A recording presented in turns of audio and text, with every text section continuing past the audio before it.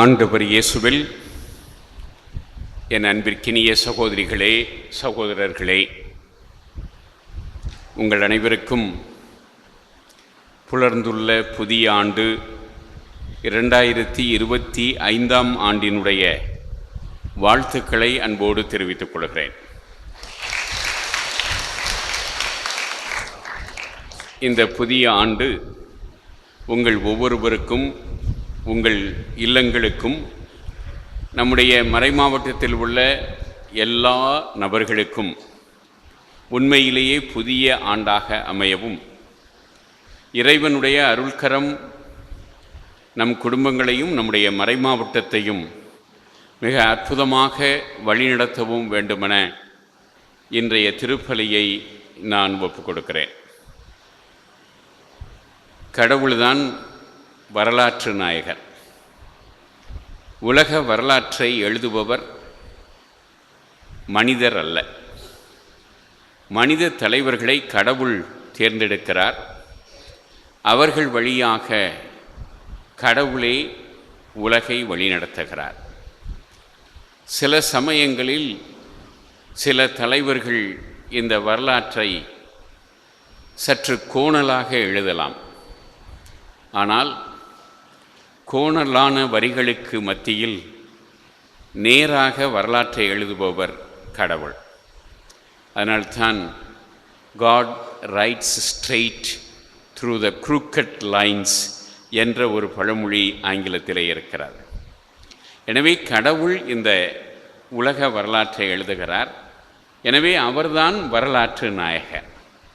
அவர் வரலாற்றை எழுதுகிற காரணத்தினால் அங்கே தப்புத்தாளங்கள் இருக்க வாய்ப்பே இல்லை. எனவே இந்த புதிய ஆண்டிலே கடவுளுடைய அருள் துணை நமக்கு அபரிவிதமாக கிடைக்க வேண்டும். நம் குடும்பங்களுக்கும் நம்முடைய மறைமாவட்டத்திற்கும் அவருடைய அருளும் ஆற்றலும் நம்மை வழிநடத்த வேண்டும். அதனால் நமக்கு எல்லாம் நன்மையாகவும், எல்லாம் வளமையாகவும், எல்லாம் வெற்றியாகவும், எல்லாம் மகிழ்ச்சியாகவும், எல்லாம் நிறைவாகவும் இருக்க அவரே அருள் புரிய இன்றைய தினம் சிறப்பாக நாம் மன்றாடுவோம். இந்த நாளை, புத்தாண்டு தினத்தை பழைய காலத்திலே 8ஆம் திருநாள் என்று அழைப்பதுண்டு. அதற்கு விவிலிய பின்னணி இருக்கிறது. கிறிஸ்து பிறப்பு நாளிலிருந்து கணக்கெடுத்தால் இன்று 8ஆம் நாள். லூக்கா நற்செய்தி 2வது அதிகாரம் இதனை ஆவணப்படுத்துகிறது. லூக்கா 2:21 குழந்தைக்கு விருத்த சேதனம் செய்ய வேண்டிய 8ஆம் நாள் வந்தது என்று சொல்கிறார். அதனால்தான் இதனை 8ஆம் நாள் என்று நாம் 8ஆம் நாள் திருநாள் என்று அழைக்கிறோம். ஒரு ஆண் யூத குழந்தைக்கு பிறப்பை ஒட்டி 4 நிகழ்ச்சிகள் நிறைவேறின. 1 விருத்த சேதனம், 2 பெயர் சூட்டும் விழா, 3 தலைச்சன் பிள்ளை அர்ப்பணம், 4 குழந்தையின் தாயின் சுத்திகரிப்பு. இந்த 4 நிகழ்வுகளும் இயேசுவினுடைய பிறப்பை ஒட்டி நிகழ்ந்ததாக புனித லூக்கா தனது நற்செய்தியை 2:21 முதல் 24 உள்ள பகுதியிலே குறிப்பிடுகிறார். இதனை பழைய ஏற்பாட்டு பின்னணியிலே ஆண்டவர் தம் மக்களை நோக்கி வந்தார், தம் மக்களை காண்பதற்காக எருசலேம் ஆலயத்திற்கு வந்தார் என்று சொல்லுகிற மரபு இருக்கிறார். அவர் அங்கு வந்தது அவருடைய பிறப்பை ஒட்டிய நிகழ்வுகளை பூர்த்தி செய்வதற்காக, பிறப்பை ஒட்டிய சடங்குகளை நிறைவு செய்வதற்காக. அவரை மக்கள் சந்தித்தார்களா? ஆம், மக்களின் பிரதிநிதிகள் இருவர், 2 மூத்தவர்கள், ஒன்று சிமியோன், 2 அண்ணா. இவர்கள் மக்களுடைய பிரதிநிதிகளாக அங்கு வந்து இயேசு குழந்தையை பார்த்து மகிழ்ச்சி அடைகிறார்கள். அவரே மீட்பர் என்பதனை அறிவித்து மகிழ்கிறார்கள். எனவே பழைய ஏற்பாடு குறிப்பிடுவது போல ஆண்டவர் தம் மக்களை தேடி வந்தார் என்பது அவருடைய பிறப்பில் மட்டுமல்ல, அவருடைய எருசலேம் ஆலய வருகையிலும் நிகழ்கிறது. எனவே இந்த அழகிய விவிலிய பின்னணி கொண்ட இந்த நாள், இதனை புதிய ஏற்பாட்டிலே இந்த நாளை அன்னை மரியா இறைவனின் தாய் என்ற பெருவிழாவாக நாம் கொண்டாடுகிறோம். இந்த நாள் நமக்கு புதிய ஆண்டாகவும் புதிய ஆண்டு பிறப்பாகவும் அமைகிறார். எனவே நான் இந்த புதிய ஆண்டு பற்றியும் அன்னை மரியா இறைவனின் தாய் என்ற மறை உண்மையினுடைய அர்த்தம் பற்றியும் உங்களோடு இன்றைய மறையுரையிலே பகிர்ந்து கொள்ள விரும்புகிறேன். புதிய ஆண்டு, ஒவ்வொரு ஆண்டும் மிக மகிழ்ச்சியோடு புதிய ஆண்டை நாம் தொடங்குகிறோம். அது தொடங்கிய அதே நாளில் கூட அல்லது ஒரு சில நாட்களில் பழைய ஆண்டு போலவே புதிய ஆண்டும் அமைந்து விடுகிறார். ஆனால் ஒவ்வொரு ஆண்டும் புதிய ஆண்டாக இருக்க முடியுமா என்ற கேள்வியை நாம் எழுப்பலாம். எண்கள் மாறுவதால் புதிய ஆண்டு பிறப்பதில்லை. எண்ணங்கள் மாறுவதால் தான் புதிய ஆண்டு பிறக்கிறது. யார் சொன்னால்? நமது அறிஞர் கிளின்டன். மனதில் பதியக்கூடிய அளவிலே சொல்லப்பட்டிருக்கக்கூடிய சொற்றொடர். எண்கள் மாறுவதால் புதிய ஆண்டு வந்து விடுவதில்லை. எண்ணங்கள் மாறுவதால் தான் புதிய ஆண்டு பிறக்கிறது.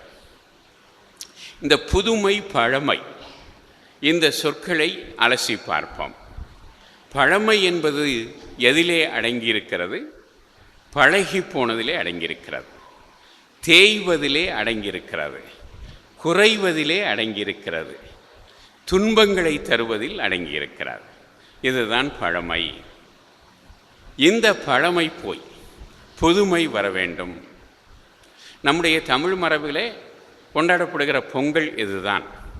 பொங்கல் திருவிழா என்பது பழமை கழிந்து புதுமை நிகழ வேண்டும் என்பதுதான். நம்முடைய பழைய நெல், பழைய அரிசிகளை எல்லாம் நாம் சமைத்து சாப்பிட்டு விட்டு புதிய நெல், புதிய வரவு வருகிறது.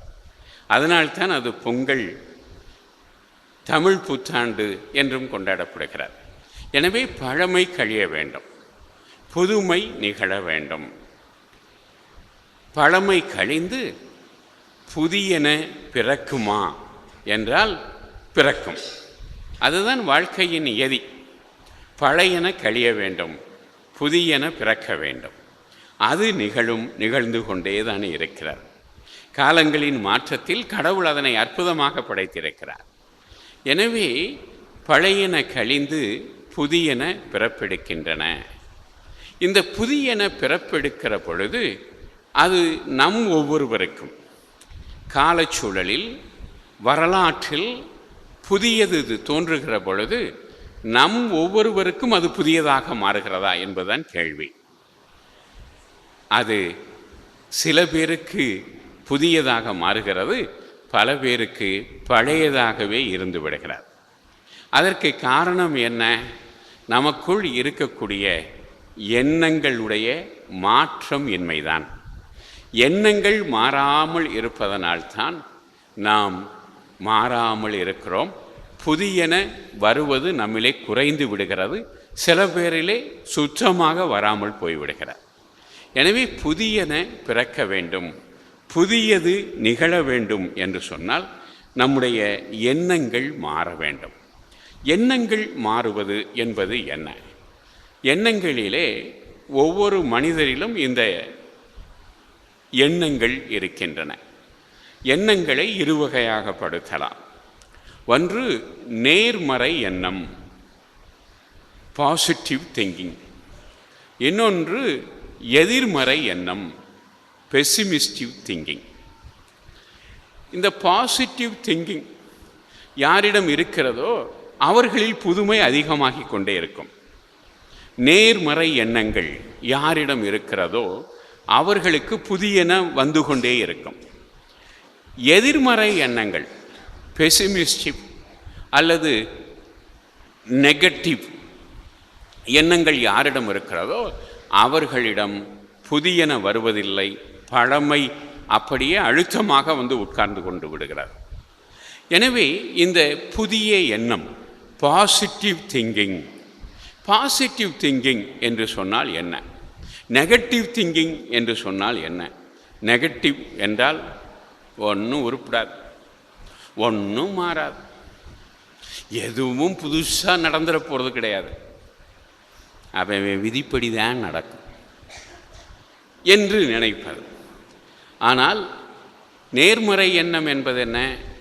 பாசிட்டிவ் திங்கிங் என்பது என்ன? எல்லாம் மாறும், புதியது நிகழும், இதுவும் கடந்து போகும். துன்பங்கள், துயரங்கள், சிக்கல்கள், பிரச்சனைகள், சண்டை சச்சரவுகள் வருகிற பொழுது அஸ்தமனம் ஆவது போல வாழ்க்கை தோன்றும். சூரியன் மறைவது எப்படி நிகழ்கிறது? இருட்டு எப்படி வருகிறது? அப்படி எதிர்மறை பிரச்சனைகள் நிகழ்கிற பொழுது வாழ்வு மங்கி விடுவது போல தோன்றும். ஆனால் அங்கேயே நம்முடைய மனதிலேயே அதிகாலை விடியல் தொடங்கும். எப்பொழுது என்று சொன்னால் நம்மிடம் நேர்மறை எண்ணம் இருக்கிற பொழுது. இந்த நேர்மறை எண்ணம் இதுவும் கடந்து போகும்.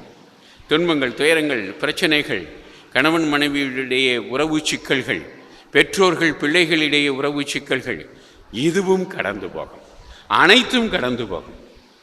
எனவே துன்பங்களை பொறுத்தளவில் எதுவும் கடந்து போகும். நன்மைகளை பொறுத்தளவில் வல்லவரான கடவுள் எனக்கு நல்லன செய்வார் என்று நம்புவது. அப்படி யார் நம்புகிறார்களோ அவர்களில்தான் புதிய வாழ்வு பிறக்கும்.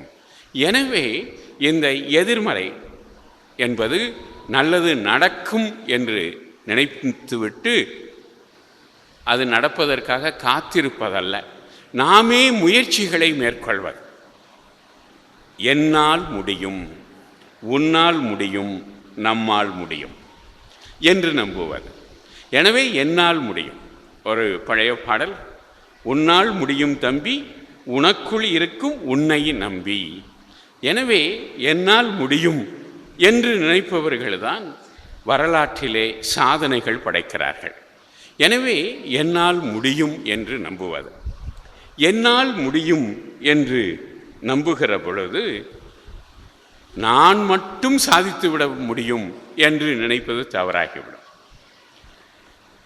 மனிதன் யார்? ஹூ இஸ் மேன் என்று இம்மானுவேல் காண்ட் கேள்வி எழுப்பினார். பெரிய மெய்யியலார். அவர் கொடுத்த பதில் Ergo sum, I think therefore I ஆம். நான் நினைக்கிறேன், மிருகங்கள் நினைப்பதில்லை, மனிதர்கள் நினைக்கிறார்கள். நான் நினைக்கிறேன், எனவே நான் இருக்கிறேன் என்று சொன்னார். ஐ திங்க் தேர்ஃபோர் ஐ ஆம். எனவே நான் நினைக்கிறேன், என்னால் முடியும், என்னுடைய ஆற்றலால் முடியும் என்று நினைத்தால் நாம் தோற்று போவோம். ஆனால் அப்படி நினைக்க வேண்டும். என்னால் முடியும், ஆனால் என்னால் மட்டும் தனியாக முடியாது என்று நினைக்க வேண்டும். எல்லோரோடும் சேர்ந்து செயல்படுகிற பொழுது நிச்சயமாக முடியும். அதனால்தான் நான் என்ன சொன்னேன்? என்னால் முடியும், உன்னால் முடியும், நம்மால் முடியும். இதுதான் வாழ்க்கையுடைய தாரக மந்திரம். அமெரிக்க நாட்டிற்கு சென்றவர்களுக்கு தெரியும், சான் பிரான்சிஸ்கோ பக்கத்திலே செம்மர காடுகள் இருக்கின்றன. அந்த செம்மர காடுகளை பார்ப்பது ஒரு டூரிஸ்டுகளுக்கு மிக மகிழ்ச்சியாக இருக்கும். இந்த செம்மரங்கள் எத்தனை ஆண்டுகளாக அங்கே இருக்கின்றன என்று சொன்னால் பல நூறு ஆண்டுகள் அல்ல, பல ஆயிரம் ஆண்டுகள் இருக்கின்றன. அமெரிக்காவிலே புயல், அடிக்கடி புயல் வரும், ஹரிக்கேன். அதிலே மரங்கள் எல்லாம் அப்படியே வேரோடு சாய்ந்து விடும். வீடுகள், பெரிய பெரிய மாடி வீடுகள் எல்லாம் அப்படியே இடிந்து சுக்குநூறாகிவிடும். ஆனால் இந்த செம்மரக்காடுகள் மட்டும் அப்படியே பல ஆயிரம் ஆண்டுகளாக இருக்கின்றன. அதற்கு காரணம் என்ன? ஒரு மரம் புயலை தாங்குகிறது என்று சொன்னால் அது ஆழமான வேர்களை கொண்டதாக இருக்கும். இந்த மண்ணுக்குள் அந்த வேர்கள் சென்று தகப்பனை கட்டி பிடித்து கொள்ளுகிற பிள்ளை போல அந்த வேர்களெல்லாம் மண்ணை இறுக பிடித்து கொள்ளும். அதனால்தான் புயல்களை அந்த மரங்கள் தாங்கும். ஆனால் இந்த செம்மரங்களுக்கு ஆழமான வேர்களும் இல்லை. ஆழமான வேர்கள் இல்லாத மரங்கள் ஒரு சில 100 ஆண்டுகள் அல்ல, பல ஆயிரம் ஆண்டுகள் வாழ்கின்றன என்று சொன்னால் காரணம் என்ன என்று ஆய்கிற பொழுது, இந்த செம்மரங்கள் மண்ணினுடைய மேற்பரப்பில் தான் பரவுகின்றன. ஆனால் ஒரு மரம் தன்னுடைய வேர்களை அடுத்த மரத்தின் வேர்களுக்கு அனுப்பி இத்தனை மரங்களும் சேர்ந்து பிடித்து கொண்டிருக்கின்றன. அதனால்தான் ஆயிரக்கணக்கான மரங்கள் அப்படியே ஆயிரக்கணக்கான வருடங்களாக அங்கே நிற்கின்றன. எனவே நாம் ஒருவர் மற்றவரோடு சேர்ந்து இணைந்து நாம் பற்றி கொண்டு விட்டோம் என்று சொன்னால், நாம் கரங்களை பிடித்து கொண்டு விட்டோம் என்று சொன்னால் எந்த புயலும் எந்த சுனாமியும் நம்மை ஒன்றும் செய்யாது. ஆனால் அதற்கு மாறாக தனித்தனியாக பந்தயத்தில் ஓடுவது போல பரிசுகளை பெற்றுவிட வேண்டும் என்று முயற்சி செய்கிற பொழுதுதான் நாம் இழந்து விடுகிறோம். எனவே இழப்பு என்பது எங்கே இருக்கிறது? தான் மட்டும் ஒன்றை அடைய வேண்டும் என்று நினைக்கிற பொழுது, முயற்சிக்கிற பொழுதுதான் இழப்பு ஏற்படும். மாறாக மற்ற எல்லோரும் சேர்ந்து நாம் பயணிக்கிற பொழுது அங்கே இழப்பு இருப்பதில்லை. ஒரு சமூகவியல் அறிஞர் ஆப்பிரிக்காவுக்கு போனார். நமக்கெல்லாம் தெரியும், ஆப்பிரிக்கா ஒரு ஏழ்மையான நாடு. அந்த நாட்டிற்கு போனார். 4 பைகளிலே பரிசுகள். 10 சிறுவர்கள் விளையாடி கொண்டிருந்தார்கள். அப்பொழுது அவர்களை கூப்பிட்டு இந்த 4 பரிசு பைகளையும் தூரமாக வைத்திருந்தார். நிறைய நல்ல ஃபாரின் சாக்லேட், நல்ல நட்ஸு, பசியை போக்குகிற உணவுப் பொருள்கள். இவர்கள் காய்ந்து பசியாலே வாடுகிற சிறுவர்கள். இவர்களை கூப்பிட்டு ஒரு கோட்டை போட்டு, எங்கிருந்து நான் கெட் ரெடி, ஜெட் அண்ட் கோ அப்படி சொன்ன உடனே ஓடி போய் முதல்ல 4 பேர் யார் போறியோ ஆளுக்கு ஒரு பையை எடுத்துக்கலாம், பரிசை எடுத்துக்கொள்ளலாம் என்று சொன்னார். பசங்க 10 பேரும் வரிசையில் நின்னானுங்க. இவர் விசில் அடித்தார். யாராவது முந்தி 4 பேர் ஓடுவான்னு இவர் எதிர்பார்த்தா இவருக்கு ஏமாற்றம். இந்த 10 பேர் என்ன பண்ணா, 10 பேருடைய கையவும் பிடிச்சிக்கிட்டு 10 பேரும் சேர்ந்து ஓடி போய் அந்த 4 பரிசு பொருள்கள் மேலே நின்று சுற்றி நின்று 4 பையவும் எடுத்து மொத்தமாக கொட்டி 10ஆ பிரிச்சுக்கிட்டான். இதுதான் சமூக பொருளாதாரம். இருப்பதை நமக்குள் பகிர்ந்து கொள்வது. அப்படி என்றால் அங்கே பெற்றவர் இழந்தவர் என்பவர் யாரும் இல்லை, எல்லோரும் பெற்றுக்கொண்டார்கள். அதுதான் வாழ்க்கையினுடைய தத்துவம். வாழ்க்கை அனைவருக்குமாக கொடுக்கிறார். அதனால்தான் சமூகவியலிலே ஐ ஆம் பிகாஸ் வி ஆர் என்று சொல்லுகிறோம். நான் இருக்கிறேன், காரணம் நாம் இருக்கிறோம் என்பதனால். நான் என்னுடைய கனவு திட்டங்களை முன்வைத்த பொழுது, என்னுடைய திரு நிலைப்பாட்டின் போது பல பேருக்கு நம்பிக்கையே இல்லை. ஆனால் நான் திட்டங்களை முன்வைத்து விட்டு ஒன்று சொன்னேன், இவற்றையெல்லாம் நான் தனிநபராக நிறைவேற்றி விடுவேன் என்ற அதீத நம்பிக்கை என்னிடம் இல்லை. எல்லா குருக்களோடும் துறவியரோடும் மக்களாகிய உங்களோடும் சேர்ந்தால் நிச்சயமாக எளிதாக நிறைவேற்ற முடியும் என்ற நம்பிக்கை எனக்கு இருக்கிறது. அதுவே என் விசுவாசம், அதுவே என் இறை நம்பிக்கை என்று சொன்னேன். இதுதான் நம்முடைய வாழ்க்கையிலே இந்த எண்ணங்கள் மாறுகிற பொழுது பழைய எண்ணங்கள், போட்டி எண்ணங்கள், பொறாமை எண்ணங்கள். பக்கத்தில் யார் வேஷ்டி கட்டியிருக்கா, என்ன சேலை கட்டியிருக்கான்னு பார்க்கக்கூடாது. மனசுக்குள்ளே என்ன கெட்ட எண்ணம் இருக்குன்னு பார்க்கணும். அதுவும் நம்ம அறிஞர் கிளின்டன். எனவே நமது எண்ணங்களை மாற்றுவதன் வழியாகத்தான் நாம் மாற முடியும், நமது வாழ்க்கை மாற முடியும். எனவே எண்ணங்களை மாற்றிக்கொள்ள வேண்டும். எதிர்மறை எண்ணங்களை துறந்து நேர்மறை எண்ணங்களை உருவாக்கி கொள்ள வேண்டும். இது தனிப்பட்ட ஒவ்வொருவருக்கும், ஒவ்வொருவருடைய வாழ்வினுடைய சக்தியும் இதுதான். இந்த வாழ்வின் சக்தி நேர்மறை எண்ணம். இதனை தொடர்ந்து தனியாக அல்ல, மற்றவர்கள் காம்படிட்டர்ஸ் அல்ல, போட்டியாளர்கள் அல்ல, மாறாக சகோதரர்கள் சகோதரிகள். எனவே அனைவரோடும் சேர்ந்து ஒன்றை முயன்றோம் என்றால் நிச்சயமாக வெற்றி உறுதியாக இருக்கும். எனவே இந்த அடிப்படையிலே முதலிலே நம்முடைய எண்ணங்களை மாற்றிக்கொள்ள வேண்டும், நம்முடைய எண்ணங்களை சீரமைத்து கொள்ள வேண்டும். இரண்டாவதாக, ஒரு ஆண்டு புதிய ஆண்டாக இருக்கிறது என்றால் அதற்கு காரணம் விசுவாசம். ஒவ்வொரு ஆண்டும் நாம் எல்லோரும் விசுவாசிகள், நம்பிக்கையாளர்கள். நம்ம ஒவ்வொருவருக்கும் 65, 66 வயதிலிருந்து 10 வயது 12 வயது வரைக்கும் இருக்கிறது என்று வைத்துக்கொள்வோம். அதற்கு மேலே இருப்பவர்களும் இருக்கிறார்கள், அதற்கு கீழே இருக்கிறவர்களும் இருக்கிறார்கள். இத்தனை ஆண்டுகள், 40, 50, 60 ஆண்டுகள். ஒவ்வொரு ஆண்டும் விசுவாசத்தினுடைய வளர்ச்சி இருக்க வேண்டும். வயது வளர்வது போல விசுவாசம் வளர வேண்டும், இறை நம்பிக்கை வளர வேண்டும். ஆனால் சில சமயங்களிலே உள்டாவாக ஆகிவிடுகிறது. இளம் வயதில் இருந்த இறை நம்பிக்கை வயதாக ஆக குறைந்து விடுகிறது. ஆப்டிமிசம் மாறி பெசிமிசம் வந்து விடுகிறது. இறை நம்பிக்கை மாறி இறை நம்பிக்கை தளர்ச்சி அடைந்து விடுகிறது. ஆனால் இறை நம்பிக்கை வயது கூடுவது போல தொடர்ந்து கூடிக்கொண்டிருக்க வேண்டும். அத்தகைய ஒரு அனுபவத்தை நம்முடைய தாத்தாக்கள், பாட்டிகள், பெற்றோர்களிடமிருந்து நாம் பெற்றிருக்கிறோம். அதே அனுபவத்தை நம்முடைய பிள்ளைகள், பிள்ளைகளின் பிள்ளைகள் நம்மிடமிருந்து பெற வேண்டும். அப்படி என்றால் தொடர்ந்து இந்த இறை நம்பிக்கை, கடவுள், எல்லாம் கடவுளால் ஆகும். மங்கள வார்த்தை பகுதியிலே கபிரியேல் தூதர் அன்னை மரியாவிடம் சொன்னது இதுதான், கடவுளால் ஆகாதது ஒன்றுமில்லை. அதே தான் பாசிட்டிவாக போடுங்க, கடவுளால் அனைத்தும் ஆகும், கடவுளால் எல்லாம் கூடும். எனவே அத்தகைய நம்பிக்கை, இறை நம்பிக்கை.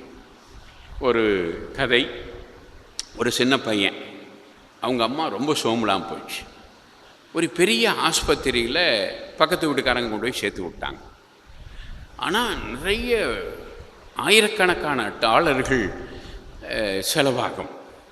அவங்க அம்மா மருத்துவத்தால் பிழைப்பது என்பது கடினம். காரணம், நிறைய ரூபாய் செலவழிக்க வேண்டும். இவன்ட ஒன்றும் இல்லை. இவன் சின்ன பையன், இவனுக்கு கடவுள் மேல் நம்பிக்கை. கையில் இருந்தது $1. இந்த $1 எடுத்துட்டு பெரிய டிபார்ட்மெண்டல் ஸ்டோருக்கு போகிறான். டிபார்ட்மெண்டல் ஸ்டோரில் போய் $1 கொடுத்து, சார் கடவுள் இருக்கிறாரா, இந்த $1 கடவுளை கொடுங்கன்னு கேட்குறான். கடைக்காரனுக்கு கோபம் வந்து ஓங்கி ஒரு மிதி மிதித்து அவனை கேட்டுக்கு வெளியே, டோருக்கு வெளியே தள்ளுறான். ஒரு மனுஷர் வர்றாரு, அவர் பார்க்குறாரு, காரை நிப்பாட்டிட்டு வர்றாரு, பார்க்குறாரு.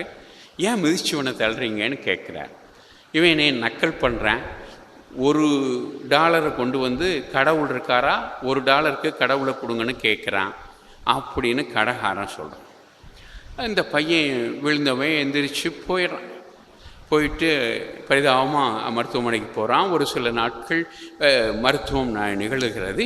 கடைசியாக அவன் ஆச்சரியப்படுகிற வகையிலே அவனுடைய தாய் மிக நலமாக சுகமாக மாறிவிடுகிறார், சுகமடைந்து விடுகிறார்.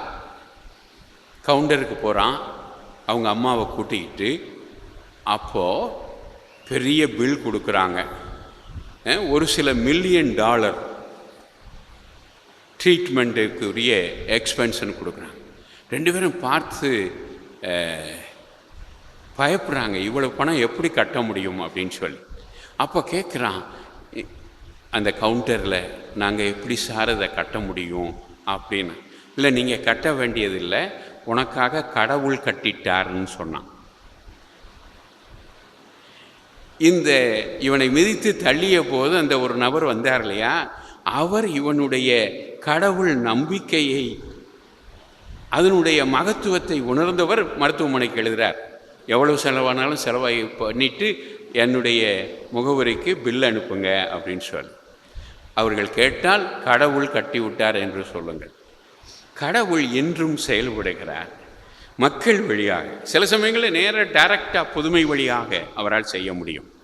எனவே கடவுள் நம்மில் செயல்படுகிறார்.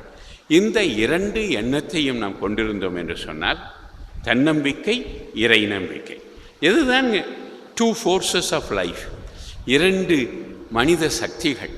எனவே இவற்றை நாம் கையில் எடுத்துக்கொள்ள வேண்டும். இன்றைய திருநாளுக்கு வருவான் அன்னை மரியா. இது பெரிய விளக்கம் இருக்கிறது. மரியல் பேராசிரியர் இந்த ஒரு டாப்பிக்கை நான் 4 மணி நேரம் எடுக்கிறவன்.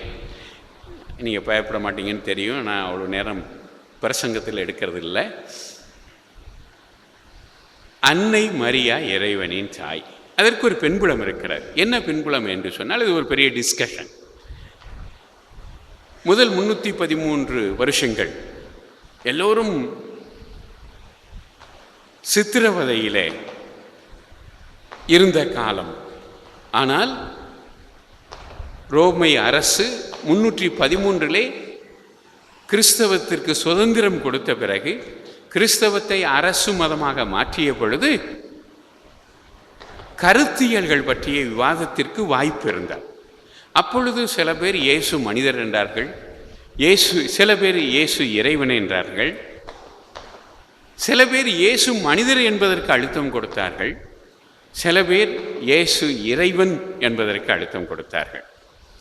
இதுதான் இயேசு யார் என்ற கேள்வியாக மாறியது. இறுதியாக நீசா திருச்சங்கம் கிபி 325 இதுதான் முதல் திருச்சங்கம். நாம் வத்திக்கான் திருச்சங்கத்தை பற்றி பேசுகிறோம். 22வது திருச்சங்கம். அது முதல் திருச்சங்கம் 325 முடிவு செய்தது, இயேசு இறை மனிதர், அவர் மனிதர், கடவுள்.